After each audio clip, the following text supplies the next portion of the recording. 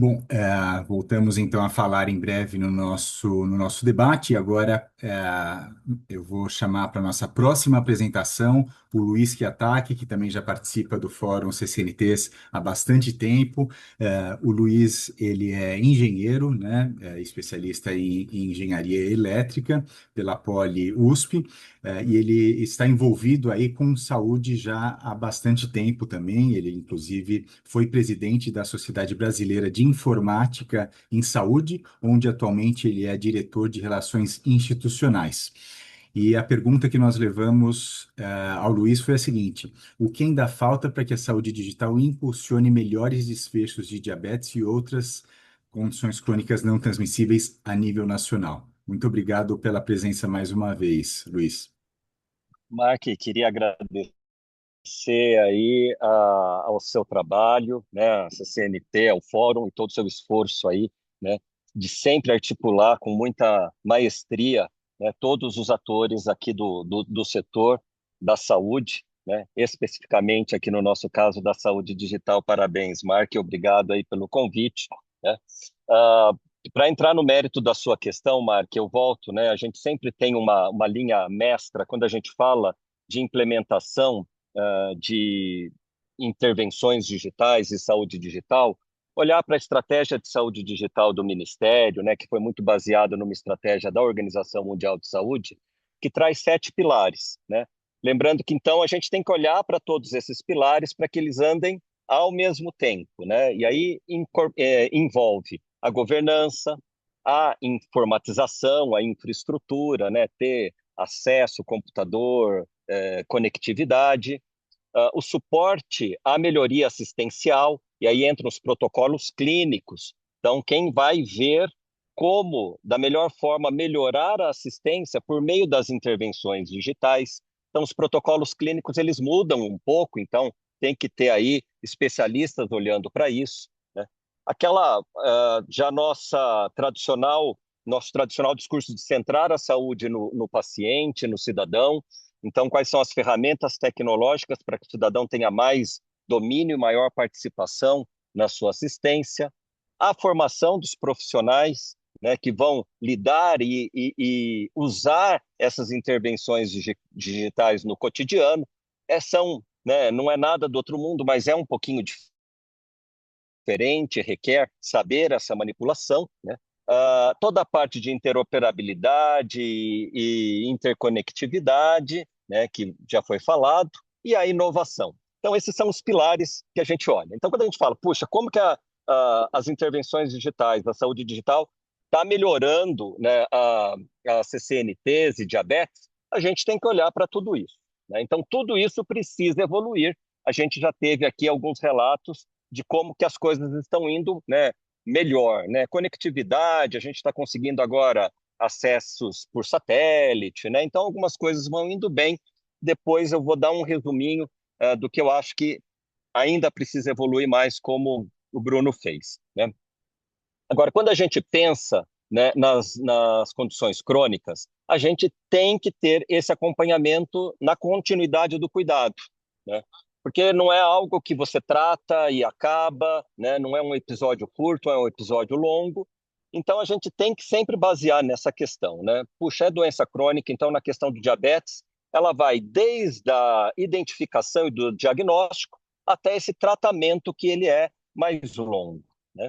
Então, acredito que a gente tem, né, visto algumas questões avançando, como na questão da interoperabilidade. Tivemos, há 2 meses atrás, a publicação dos modelos de informação da RNDS em teleinterconsulta, e a telesaúde ela é fundamental para que a gente melhore todas essas condições aí das CCNTs, né? Tivemos o modelo de regulação também. A gente, né, como fala dos crônicos, então sempre passa, né, por uma conexão da atenção primária com a especializada e depois voltar, né, para essa gestão na atenção primária, essa gestão contínua na atenção primária. Uma outra questão que a gente tem visto é a ampliação da disponibilidade dos atendimentos point of care, né, dos dispositivos point of care, no nosso caso de diabetes, especificamente, né, de hemoglobina glicada, retinografia, né, já equipamentos portáteis que já podem, né, prover um exame de qualidade ali, já mais próximo do nosso paciente, né? E o aumento da disponibilidade de serviços de teleserviços, né, de telesaúde, como a gente está vendo aqui, essa experiência maravilhosa de Minas Gerais, né? Uma onda mais recente do movimento, agora tem especialistas do Ministério da Saúde, né?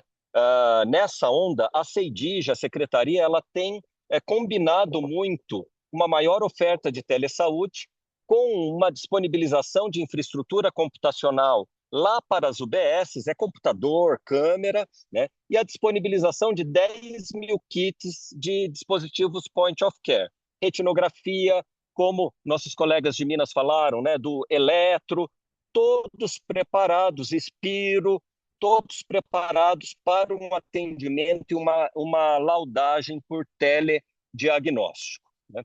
Temos visto também movimentos da indústria, né, aí protagonizada pelo SESI, Confederação Nacional das Indústrias, com piloto de colocar estações de teleserviço dentro das empresas, né? E eles lá no SESI já fizeram um acordo com a ANS para aprimoramento dos protocolos de linhas de cuidado, diabetes incluído, né? E a possibilidade, num outro convênio com o Ministério da Saúde, a possibilidade de usar o ESUSPEC, né, o Prontuário Eletrônico do Cidadão, e nós vamos ter o Igor aqui falando também, né, dentro desse projeto, né? Então, vamos vendo ali como essas coisas estão acontecendo. Especificamente, a CEIDIG está com um projeto da Clínica Integrada de Saúde Digital, né, em que vai oferecer ali para os municípios, né, uma possibilidade de fazer um mapeamento de ofertas de teleserviços com as demandas de teleserviço, né? E aí, né, e com um sistema que vai estar disponibilizado nos sistemas da APS.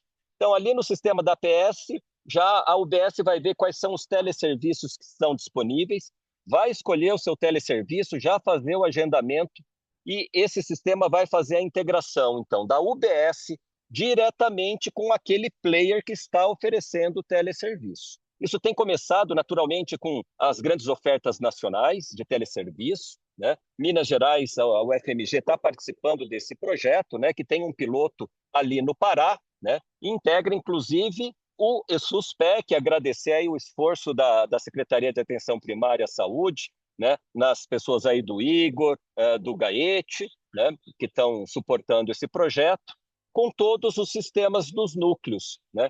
E um desses sistemas, inclusive, o sistema da EBSER, a GHU, né? Um sistema, inclusive, certificado recentemente aí com o selo da SBIS, né?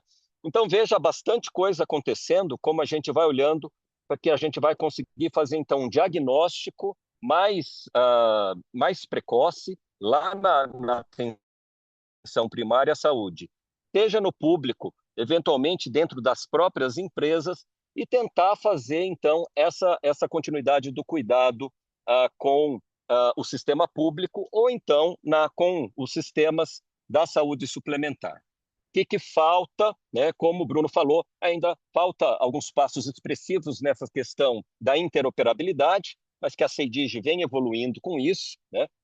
Mas quando a gente fala na interoperabilidade, ou seja, depois que a CEIDIG ela publica o modelo, né, isso precisa chegar lá nos desenvolvedores de software, então precisa ter essa integração, né, de todos esses players envolvidos nessa continuidade, nessa jornada do paciente. E isso varia de município para município, né, se está na saúde suplementar, na saúde pública.